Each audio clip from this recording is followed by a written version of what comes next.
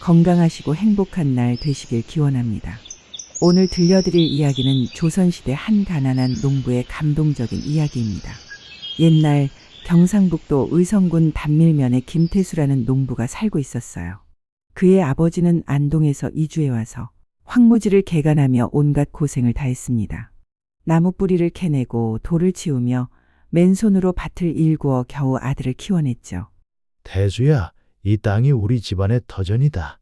내 일생을 바친 소중한 땅이야. 아버지는 거친 손으로 아들의 어깨를 잡고 말씀하셨습니다. 그 손에는 수십 년간 농사지은 굳은 살이 박혀 있었죠. 태수도 아버지의 뒤를 이어 농사를 지었습니다.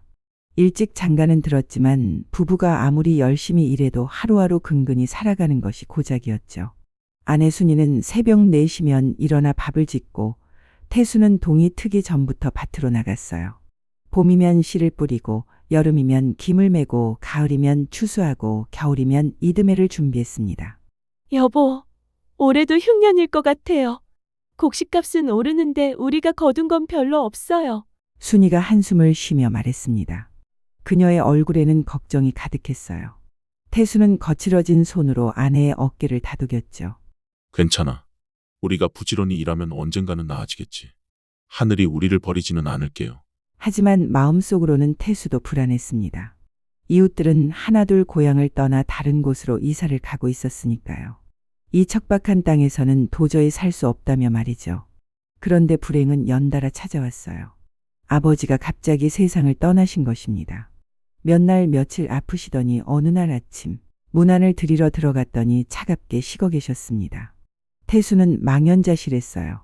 아버지를 제대로 된 묘에 모실 여력이 없었거든요. 장례 비용도 부족했고 좋은 묘자리를 찾을 능력도 없었습니다. 아버지, 정말 죄송해요. 태수는 눈물을 흘리며 아버지를 임시 감요에 모셨습니다. 마음이 찢어질 것 같았죠.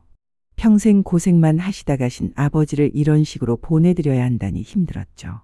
아버지, 꼭 좋은 자리를 찾아서 다시 모셔드릴게요. 조금만 기다려주세요. 태수는 아버지 묘 앞에서 다짐했습니다. 하지만 생계를 위해서는 밭일을 하루도 쉴 수 없었어요. 해가 뜨면 밭으로 나가고 해가 지면 집으로 돌아오는 일상이 계속되었습니다. 아버지가 돌아가신 후 집안 형편은 더욱 어려워졌습니다. 그나마 아버지가 계실 때는 두 사람이 일할 수 있었는데 이제는 태수 혼자서 모든 것을 감당해야 했습니다. 여보, 밭일 같이 해요. 저도 도울게요. 순이가 말했지만 태수는 고개를 저었어요. 아니야. 여자가 무슨 밭일을. 당신은 집안일만 잘해줘도 충분해. 하지만 순이는 몰래 태수를 도왔어요. 새벽 일찍 나가서 김을 메고 저녁에는 곡식을 말리는 일을 했죠. 부부는 말없이 서로를 의지하며 힘든 시간을 버텨나갔습니다. 그런 어느 여름날이었습니다. 태수는 하루 종일 김매기를 하고 집으로 돌아가는 길이었습니다.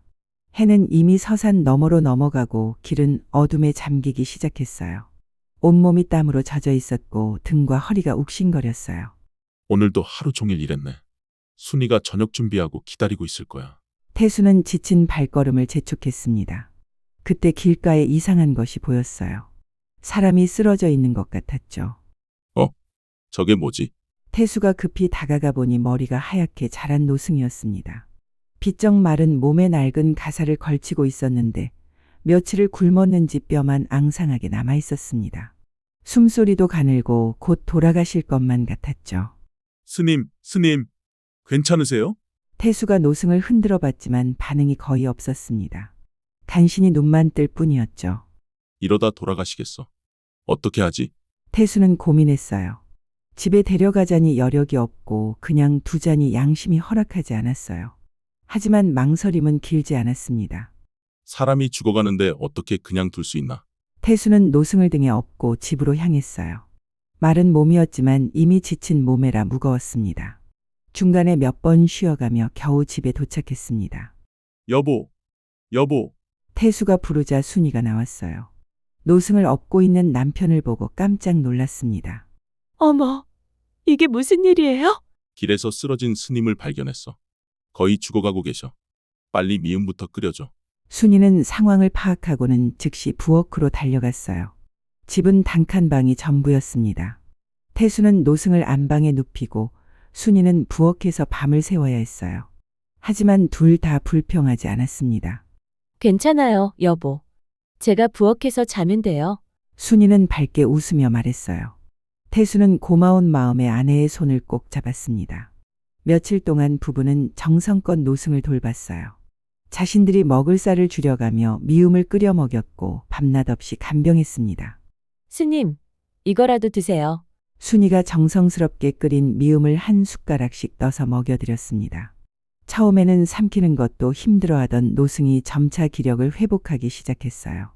여보, 이제 우리도 먹을 게 별로 없어요. 순이가 걱정스럽게 말했습니다.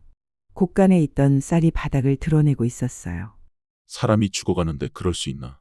우리야 하루 이틀 굶어도 되지만 스님은 지금 죽을 고비잖아. 태수의 말에 순이도 고개를 끄덕였습니다. 둘의 마음은 같았어요. 사흘째 되는 날 노승이 처음으로 말을 했습니다. 물 좀 주시오.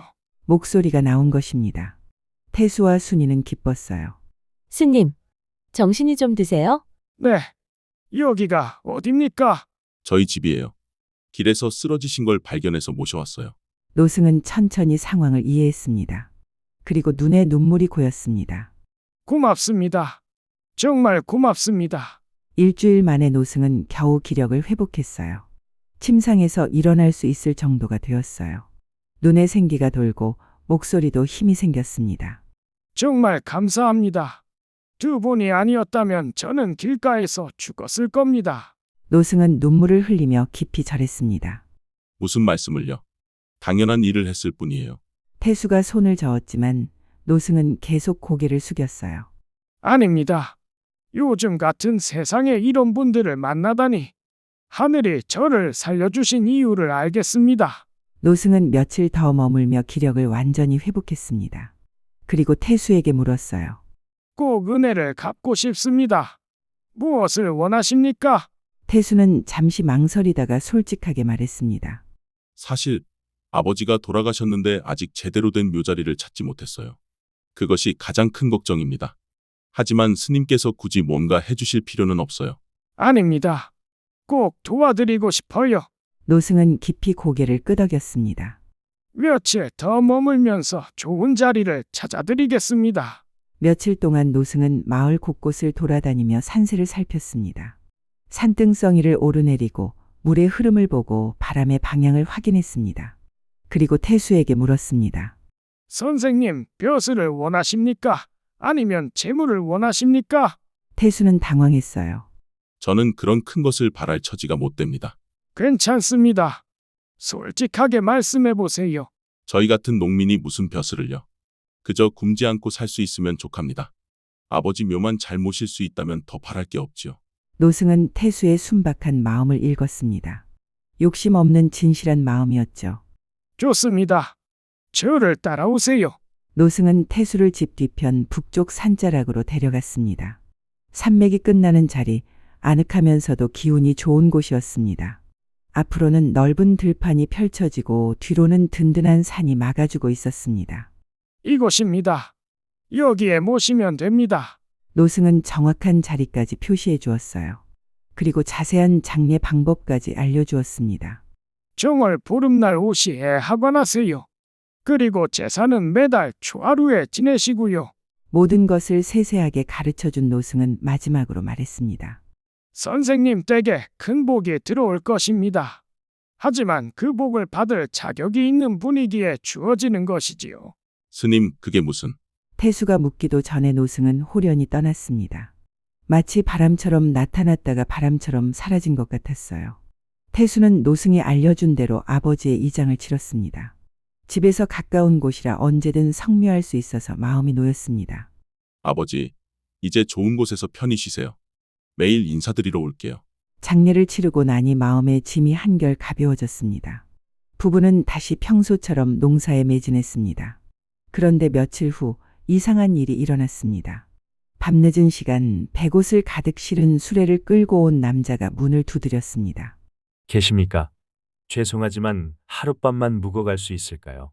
남자는 30대 정도로 보였는데 얼굴에 급한 기색이 역력했습니다. 태수와 순이는 망설였어요. 집이 워낙 좁았기 때문이죠. 잘 곳이 마땅치 않긴 하지만 괜찮습니다. 마루에서라도 자도 될까요? 늦은 밤이라 갈 곳이 없어서요. 남자의 간절한 사정을 듣고 부부는 흔쾌히 허락했습니다. 그럼 들어오세요. 저녁은 드셨나요? 순이가 친절하게 물었어요. 남자는 고개를 저었습니다. 아직 못 먹었습니다. 그럼 간단하게나마 뭔가 드릴게요. 순이는 남은 밥으로 죽을 끓여 대접했습니다.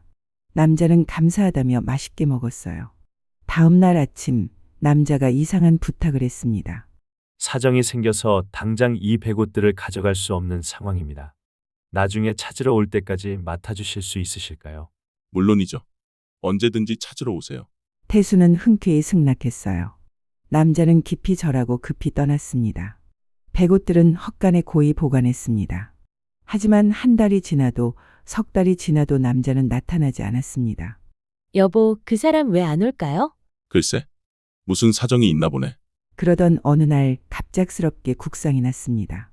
임금이 승하신 것입니다. 큰일 났네. 백옷을 어디서 구하지?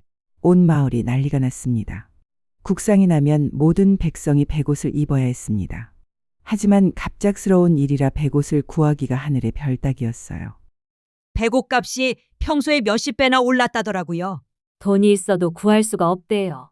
사람들은 발을 동동 굴렀습니다. 백옷 없이는 궁궐에도 갈 수 없고 관청에도 갈 수 없었어요. 태수와 순이는 헛간에 보관된 백옷들을 바라보며 고민에 빠졌습니다. 여보, 어떻게 하죠? 주인이 언제 올지도 모르는데. 하지만 남의 물건인데 마음대로 팔 수는 없지. 하지만 국상 기간은 한정되어 있었어요. 그 기간이 지나면 백옷 값은 다시 떨어질 것이 뻔했죠. 이렇게 하자. 우선 팔아서 돈을 보관해두고 주인이 오면 그 돈을 돌려주는 거야. 태수가 백옷을 지고 시장에 나가자 사람들이 달려들었어요. 배고 파세요? 얼마예요? 비싸도 사겠어요. 저 좀 먼저 팔아주세요.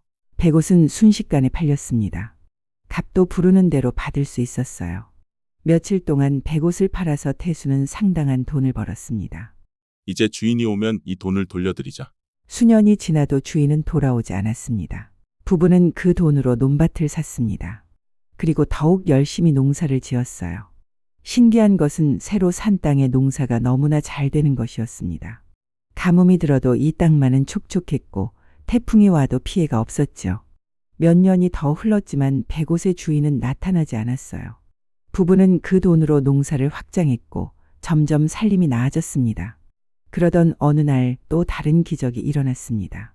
태수가 새로 산 밭을 갈고 있었는데 쟁기가 큰 돌에 부딪혔습니다. 큰 소리와 함께 쟁기가 멈췄습니다. 이상하네. 이렇게 큰 돌이 있다니. 태수는 돌을 파내려고 땅을 파기 시작했습니다. 삽으로 파고 또 파니 무언가 단단한 것이 나왔습니다. 그런데 돌이 아니었어요. 커다란 나무 상자였습니다. 어? 이게 뭐지? 태수는 상자를 완전히 파냈습니다. 제법 큰 상자였는데 단단히 잠겨 있었죠. 여보, 빨리 와봐. 태수의 부름에 순이가 달려왔어요. 왜 그래요? 뭔 일 있어요? 이상한 상자가 나왔어. 둘이 함께 상자를 열어보니 깜짝 놀랐습니다. 상자 안에 금과 은이 가득했어요. 그동안 본 적도 없는 어마어마한 보물이었지죠. 어머나, 이게 다 뭐래요? 이게 진짜예요? 순이는 기절할 뻔했습니다. 그런데 이걸 다 어떻게 하지? 부부는 고민했습니다. 이런 큰 보물을 우리가 가져도 되는 걸까요? 관아에 신고하자. 정정당당하게 처리해야 해. 태수는 관아로 달려가서 상황을 모두 설명했습니다. 현감은 이 이상한 일에 관심을 보이며 직접 나와서 보물을 확인했어요. 이건 정말 큰 보물이군. 어디서 나온 것일까? 현감은 보물의 출처를 조사했습니다. 주변 사람들을 불러 이야기를 들어보고 오래된 기록도 뒤져봤습니다. 며칠간의 조사 결과 흥미로운 사실이 밝혀졌습니다. 아, 이제 기억났습니다. 한 늙은 이가 말했습니다. 수십 년 전 이 일대에 도적대가 극성을 부렸어요. 온갖 나쁜 짓을 다 하다가 관군에 의해 일망타진되었죠. 그래, 맞아. 그때 도적들이 훔친 돈을 어디 숨겨뒀다는 소문이 있었어요. 아마 그때 도적들이 훔친 돈을 땅에 묻어둔 것 같습니다. 현감은 고개를 끄덕였습니다. 도적들은 모두 죽었고 원래 주인들도 누군지 알 수 없으니 법에 따르면 땅 주인에게 돌려주는 것이 마땅하겠습니다. 현감의 판결로 보물은 태수의 것이 되었습니다. 이제 태수는 상상도 못했던 큰 부자가 되었어요. 100옷으로 번 돈과 땅에서 나온 보물까지 합쳐지니 마을에서 가장 부유한 사람이 되었죠. 하지만 태수는 변하지 않았습니다.